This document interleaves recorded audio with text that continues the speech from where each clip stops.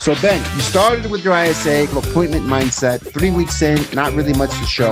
You made that change. What happened after that? Once you made the shift. Kind of started the whole program in beginning, middle of May, then found Ella towards the end of May. She really didn't start making those calls on her own until beginning of June. And so she's really been turning things over July. I'd say August, September have been her real wheelhouse of acclimation. And since then, we've signed 4 expired listing appointments. All right, folks, I got a great one for you today. We've got Ben Maves, who has an ISA, has been a client of PowerISA for the last few months, is here to talk about kind of his journey and, give us a little bit of his case study of how he's implemented ISA into his business, specifically in the prospecting space, expired, withdrawn, canceled listings. So I'm sure a lot of folks, it's a topic people are, love to hear about and like to go into the nitty gritty details. Like, give us the how, right? Give us the how, not just the great result, but how, were you able to go through that? And Ben, so I appreciate you making the time to jump on here and giving us, your case study, the whole story. But let's start from the top. Start from the beginning. Sure. Ben, who are you? What's your home market? How'd you get into real estate? And I would love to, given that, why did you decide to add an ISA to your team? Go for it, Ben. Sure. So we'll start from the top. I got into the business late October of 2020. Have been in it since. I actually got into real estate because I have a whole family of real estate team people. Wow. My mom's in it. My dad's was into it. Even goes back into the 80s. My grandpa got into it. So naturally, just graduated to being a real estate agent right out of college, and then from there. I needed to find a good source of business, and it was right around COVID where expireds and cancels for sale by owners, or actually the expired cancels were a whole big thing. For sale by owners were really high, but I'm in the Twin Cities market here in Minnesota, so Minneapolis, St. Paul, and I needed to focus on 3 legs of my business. I had my sphere of influence, had my database, but I needed that third leg of who can be kind of a now business. Graduated to getting to expireds, cancels. As we shifted out from 21 into 22, we started seeing a couple more pop up going into 2023. 2022. So, little tidbit, Ben, I had clients of mine, January of 2021, saying, I'm out of the expired game. I'm out of the FISBO game, right? Because they're just nuts. The market was so hot. It was so hot. You had a very small number of expireds, and you had a lot of for sale by owners. But they were a lot of them were selling. Let's be honest, right? They're flying off the shelves. The inventory was historically low. But 22 kind of changed the game, right? That was a whole completely different market. And yeah, if you were cutting your teeth on expired and canceled listings, that was a good time to jump in for sure. Yeah, and I think I actually, prospected expireds, cancels, really nailing down my conversations with them for 3-4 months before I set my first appointment. And it was December of 21 that I set my first appointment. Going into 22 is when it was actually held. And then from there I saw success, and it was like, okay, this is what I got to do for that now business. So I just took that, ran with it. Kind of built out a pretty successful business last year. We did about 30 homes, helped 30 families make a move. Heavily listing focused. I think 65% of my business is listings. And then I got to a point early this year that so now we're in 2025, right around January, February, I brought my wife into things to help with administrative stuff. And she brought up the conversation of, hey, if you don't pick up the phone, we don't have a lot of business coming. We don't have money. Yeah. So it's like, and if you are picking up the phone, who's going on appointments? So it was kind of that balance of, obviously I have a calendar that's dedicated to the lead generation focus, but how can I double that? How can I triple it? And so sat there, thought about things, researched a whole bunch of different programs, lead sources, and I was like, I built my business off of cold calling. Why can't I implement that part of it and help build out leverage for cold calling? So I researched a couple different companies, stumbled across you guys. And a big thing for me was having someone that was pretty fluent in English. because you have people from overseas all over the place, and I haven't had great success with that here, at least in my specific area. And so reviewed a couple different candidates um, through PowerISA, and then I stumbled across my current one. I love it. And I'm fully transparent. I hired two. We touched on this. Hired two first. Ended up not working out. Cycled through those two, and I stumbled across Ella. Her name is. Love it. So That's great. That's a yeah. great story because, I think, you run into an issue that a lot of agents, okay, not a lot of agents, the successful agents run into, right? Not, not, Mhm. not every agent has that problem. Whereas, okay, I have this achievement level, right? And I want to grow. Okay, well, how do I grow? Which of my lead sources, and you had more than one, which is great already, right? How do I grow? Your database and your sphere of influence, hard to scale that. How do you get twice as many people to know, like, and trust you, right, in the next year? Like, that's, it's a great source of business. Don't get me wrong. Great. I love it. That's how I built my business originally. It's very hard to scale that and grow that, right? It takes a really Yep. long time. If you want to grow, you've got to try a lead source that's more scalable. It's more scalable. Yep. And the funny thing is, a lot of people traditionally don't think that cold calling is scalable. Like, it's like, what do you mean? You have to hire a bunch of agents, got to train them. Man, if you think training an ISA is kind of a pain, try training an agent to do cold calling. It's never done cold calling, right? Oh my God, they're Yeah. gonna hate life, right? So it's traditionally not, but you found the way. You said, hey, if I can get someone in this role, helping me make these calls, I bet I could, squeeze more juice out of it, right? Yeah. Make sure that it's worth it, and talk to more people that way. So that's a great, realization. Figuring out how to scale your lead source. I think a lot of agents don't think about it that way, right? Like, I want to. Every agent right now, we're recording this in September, right? It's for a lot of people, it's business planning time. September, October, you're making the plan for 2026. Every agent that I know always puts double their number they did this year. I mean, that's just really, what do you want to do? I want to do twice as much. Yeah, why not, right? But few of them go through the motions of, well, how do I do that? And if your Mhm. business is on a lead source that can't scale, guess what? You're not going to get to that number. It's going to be, Yeah. you're not going to get to it, right? You're going to be frustrated, and you're not going to business plan again because you can't. So I love that you were kind of strategic about it and say, of all my different sources of business, this is the one I think I can actually grow and add Yeah. and add, and help me grow my business. I love that. So you let's go into it, right? You go into it. You hire PowerISA, and you cycle through a few candidates. And I want to be really clear with folks. That's a normal part of the process. That is, especially for cold callers, it's a little bit harder to find really good people. So I'd say, Mhm. even more normal, for cold calling campaigns, two or three people going through the process. I'd say that's a good result, right? That's Yeah. going through three candidates to find one really good one. Is actually a really positive outcome. And I want to be super transparent with folks that this is normal. This is not a failure by Ben, by PowerISA, not a failure. This is the process to find a really good person on the phone. So 100%. So Ben, you find, Ella, you find a really good ISA through that process, which kind of went through pretty quickly the first few weeks.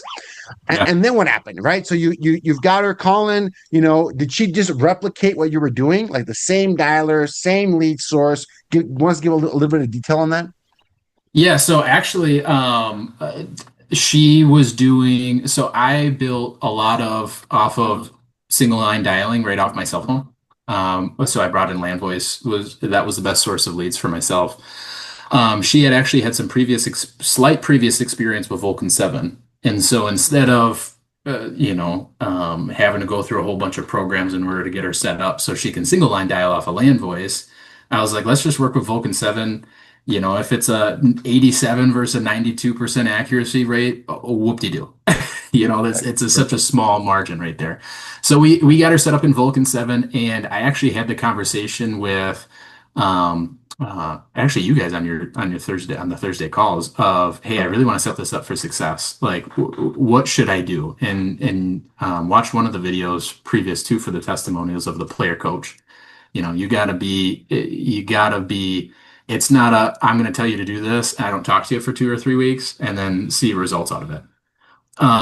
So I totally engulfed her into my team, and we start out with a morning huddle. What's some good wins? What's this? What's that? What do we have in the pipeline? What's a goal for today?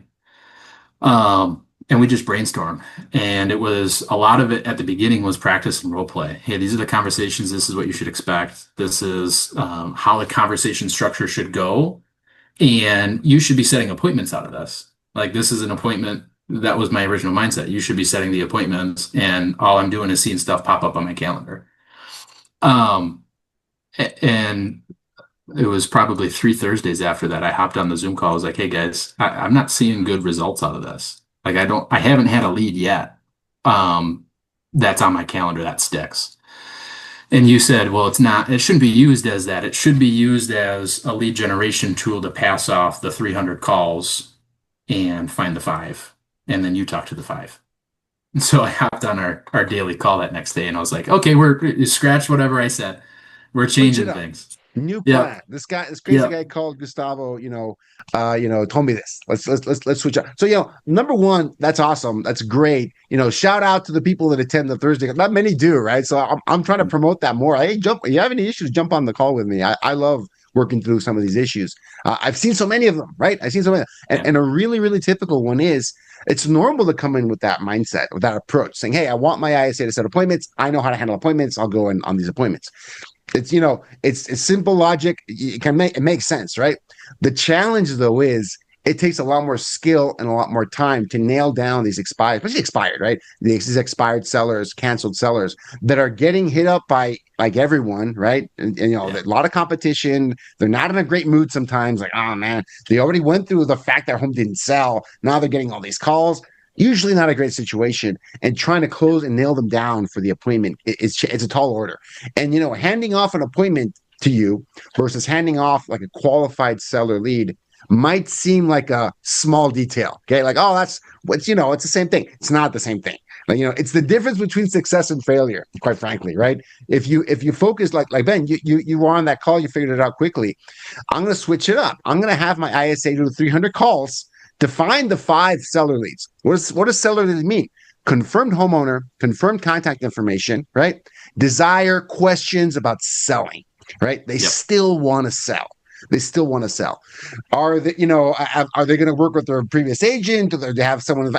Doesn't matter. Do they want to sell? Yes or no? Great. You have to talk to Ben, because that's the logical next step is talk to Ben. He can help you with that, right? And he'll give you options on how Ben gets homes sold here in the Twin Cities. That makes sense? Great. He'll give you a call tomorrow. My preference is don't even set the appointment. What for? Like, Ben's going to call you tomorrow as soon as he can. And he won't stop until he reaches you. Probably might take a few tries. Ben's an animal, right? Great. Boom, go for it.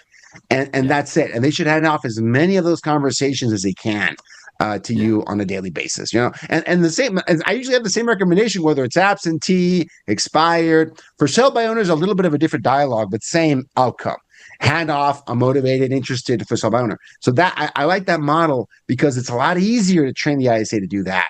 It's much, much, much easier, and they can show you results and gain traction within a week or two, quite frankly, right?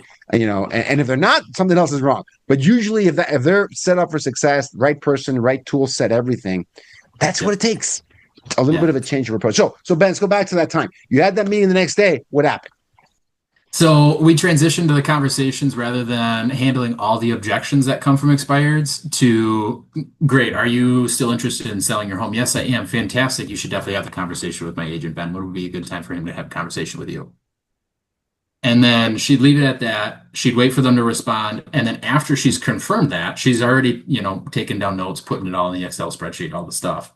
And then after she does that, she then goes into say, I just have to ask before he gives you a call. I'm just curious, what has you interested in making a move originally? I like that. Very unassuming. Like, hey, by the way, one minor, just one quick question. I love that. I like that. Little, very subtle. I like the subtlety. Yeah. So then they just open up like a can of worms. They've already committed to a phone call. So now it's just, we're looking to move for X, Y, and Z. We'd hoping to be here by so and so date. And then she's taking down all those notes. She's passing it off. And so now it's I'm popping up on my phone and saying, okay, I'm calling John Doe, giving him the phone call, have the address right up here, and I have all the notes that she's taken from why they're looking to make a move. And now it's my job in order to reiterate what she's already talked about. And sometimes I even play dumb.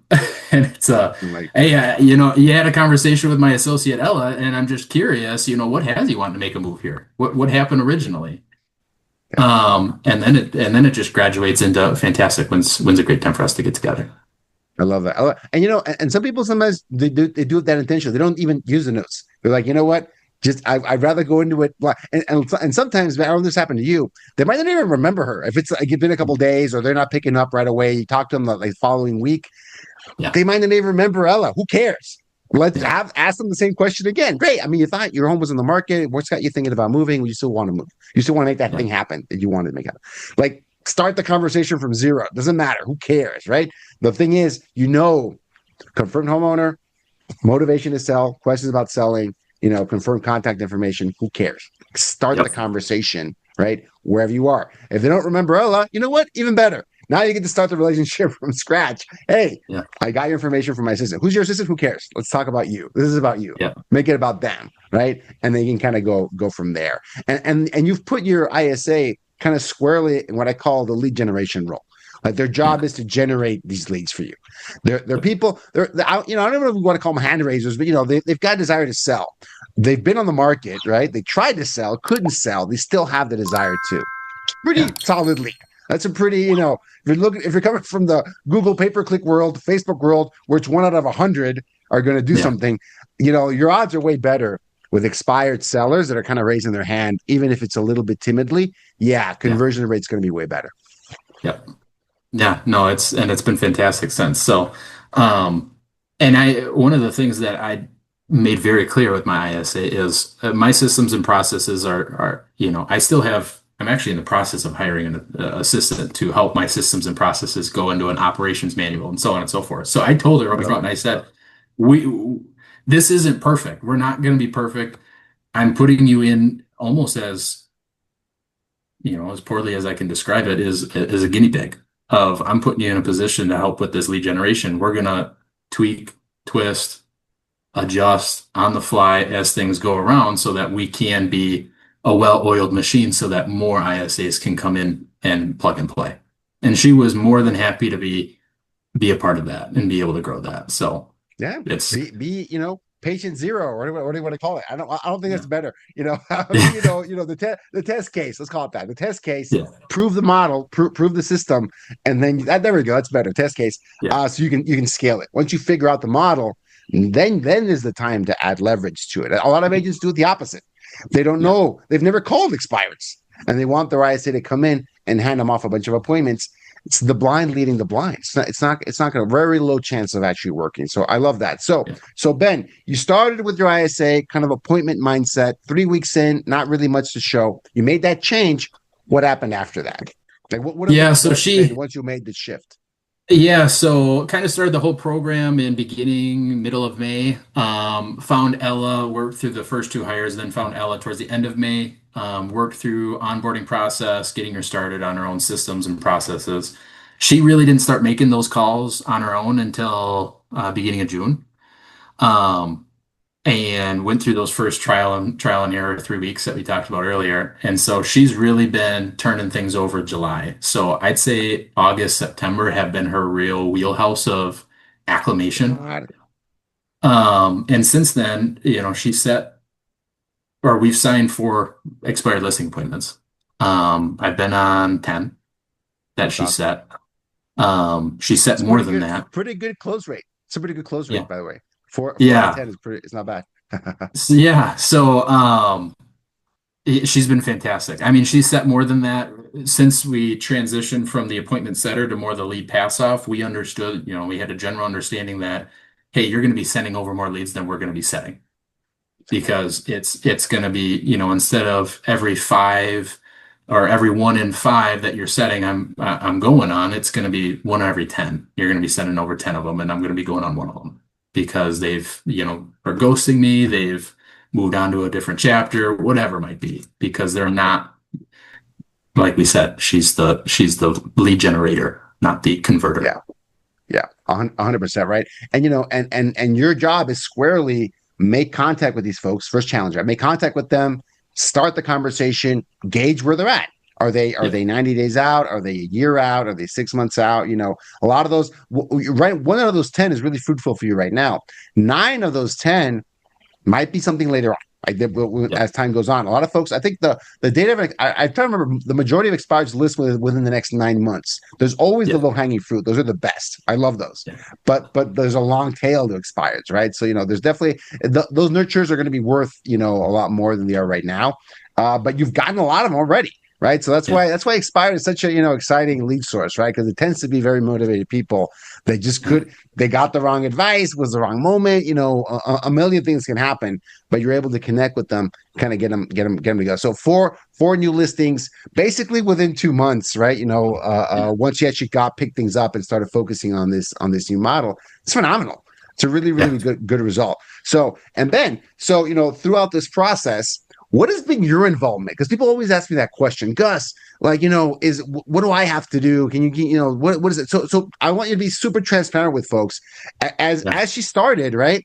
Like, what was your role? Like, what you mentioned you guys check in every morning, that Yeah. huddle, and that role play. Is that still going on? Was that just the first few weeks? What's your daily process with your ISA look like? People love to hear that.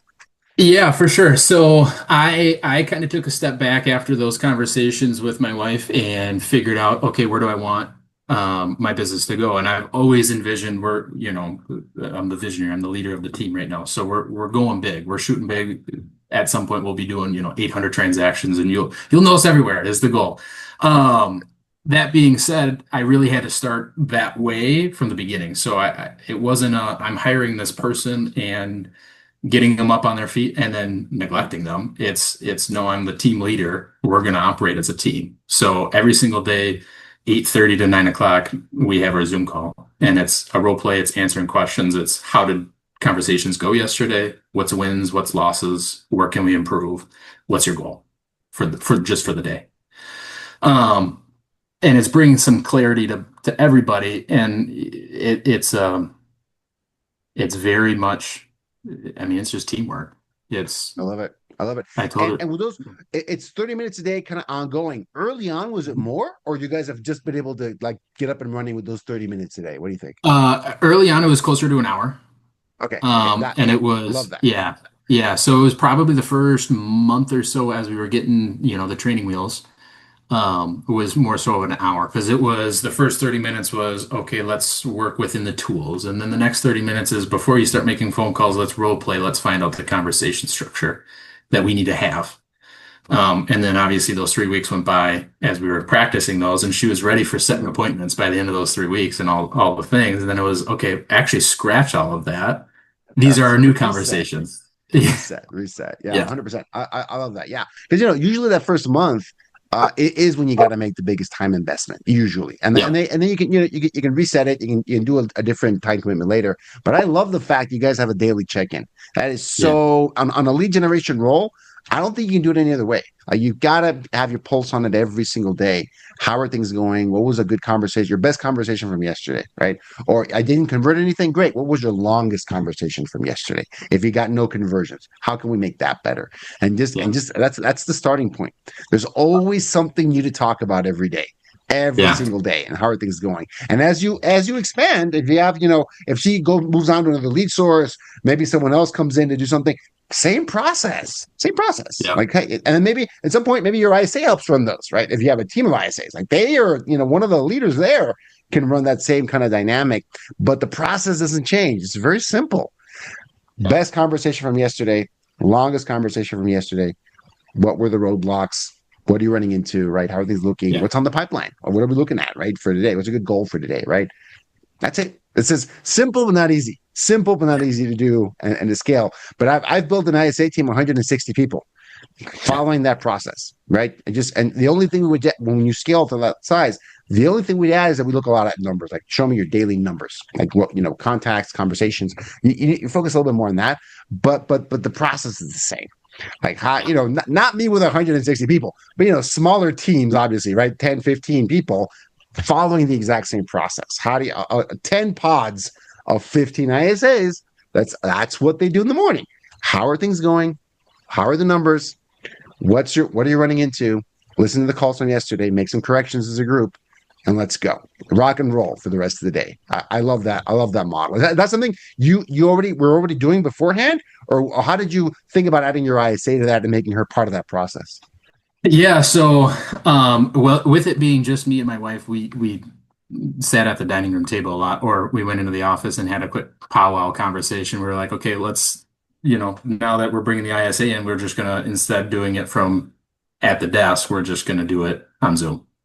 And so I just instantly implemented her into those conversations. But now it's probably 10, 15 minutes in the morning. We already have an idea of the model of what we're going to cover.